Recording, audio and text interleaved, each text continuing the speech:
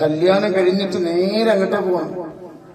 കല്യാണം കഴിഞ്ഞിട്ട് പാവപ്പെട്ടവർ എത്തിയ മക്കളെ ആ കല്യാണം കഴിഞ്ഞിട്ട് സുഖസുന്ദരമായിട്ട് ഹബീബിന്റെ ചാരത്ത് ചെല്ലുകയാണ്. 13 ലക്ഷം ബാലൻസ് ഉണ്ട്. അത് ഇതിൽ നിന്ന് കിട്ടിയിട്ട് വേണം എന്ത് ചെയ്യാൻ, അത് ചെയ്യാൻ. നിങ്ങൾക്കൊന്നും കഥകൾ അറിയില്ല. അപ്പൊ നിങ്ങൾക്ക് സ്നേഹം ഉണ്ടെങ്കിൽ എന്ത് ചെയ്തോളി, നിങ്ങൾ എന്റെ ബുദ്ധിമുട്ടിക്കണം. സ്നേഹം ഇല്ലെങ്കിൽ നിങ്ങൾ ബുദ്ധിമുട്ടിച്ചോളി കേട്ടോ. അള്ളാഹു ബർക്കത്ത് കേട്ടോ. അപ്പൊ ഇതെന്താണ് ഇത്? അപ്പോ ഇൻഷാ അല്ലാഹ് ചോറ് വയ്ക്കാതെ ഇവിടുന്ന് പോയത് മനസ്സിലായോ? ആ ചോറ് അള്ളാഹു ശിഫ നൽകട്ടെ കേട്ടോ. ഇവിടെ ഒന്നോർക്കും അള്ളാഹു ബറക്കത്ത് നൽകട്ടെ. അപ്പൊ ഇൻഷാ അല്ലാഹ് ഇനി പിന്നെ ആ രക്ഷിതാക്കളോട് ചോദിക്കാനുള്ള ചോദ്യങ്ങൾ പറഞ്ഞു.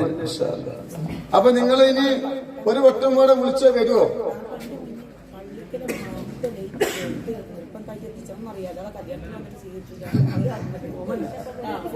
മൂപ്പത്തിന് മലയാളിയല്ല. അപ്പൊ ഇൻഷാ അല്ലാഹ് അള്ളാഹു ബർക്കത്ത് നൽകട്ടെ. പിന്നെ 14 പേര് ഉംറക്ക് കൊണ്ടുണ്ട്. അങ്ങനൊക്കെ ആരെങ്കിലും അറിയോ?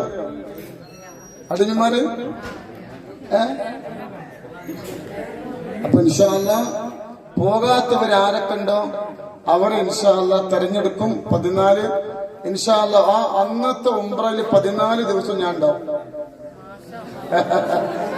ഞാനത് ആ 14 ഇൻഷാ അല്ലാഹ് ഞാൻ സാധാരണ 1-2 ദിവസം മാത്രമാണ് ഉംറക്ക്. അന്നത്തെ 14 ദിവസത്തെ ഉംറയിലും ഞാൻ ഇൻഷാ അല്ലാഹ് ഒരു 20 ടോക്കന്റെ ഒരു 20 ആള് ഞാൻ 45 വിചാരിച്ചത് 90 ആളെ കൊണ്ടുപോകും. ഇപ്പൊ 90 ആളിട്ടാ പോകുന്നത്. അതിനിപ്പോ 20 ആളെ കുറവുണ്ട്. അത് 2 ദിവസം കൊണ്ടാവും. ഞാൻ പറഞ്ഞിട്ടില്ല. അള്ളാഹു ബർക്കത്ത് നൽകട്ടെ കേട്ടോ. കല്യാണം കഴിഞ്ഞിട്ട് നേരെ അങ്ങോട്ട് പോവാണ്. കല്യാണം കഴിഞ്ഞിട്ട് പാവപ്പെട്ടവർ എത്തിയ മക്കളെ ആ കല്യാണം കഴിഞ്ഞിട്ട് സുഖസുന്ദരമായിട്ട് ഹബീബിന്റെ ചാരത്ത് ചെല്ലുകയാണ്. അള്ളാഹു ബർക്കത്ത് കേട്ടോ. ഇൻഷാ അല്ലാഹ് ഇനി എന്താ പറയുള്ളത്? പിന്നെ ചോറ് വെച്ചിട്ട് പോണം. ഇതൊക്കെ തെരപ്പാക്കണം. ചോറൊക്കെ തിന്നതിന്റെ പാത്രങ്ങളൊക്കെ വലിച്ചെറിഞ്ഞ് അടിമമാരൊക്കെ മുമ്പ് പോയി ഇവർക്ക് കൊടുക്കുന്നതിന് മുന്നേ നിങ്ങൾ തിന്നണം. വന്ന ആളുകൾ തിന്നിട്ട് നിങ്ങൾ അടിമമാർ തിന്നാൻ പാടുള്ളൂ കേട്ടോ. നിങ്ങൾ നിങ്ങളെ കുറിച്ച് ഭയങ്കര അഭിപ്രായം എല്ലാവർക്കും. നൂറെ ഹബീബിന്റെ അടിമമാരെന്ന് പറഞ്ഞാല് അതൊരു ഭാഗ്യാണ്. അള്ളാഹു അർശിന്റെ അല്ലാഹു ഒത്തു നൽകട്ടെ. സിറാത്ത് പാലം എളുപ്പം കിടക്കാനുള്ള ഭാഗ്യം അല്ലാഹു നൽകട്ടെ കേട്ടോ.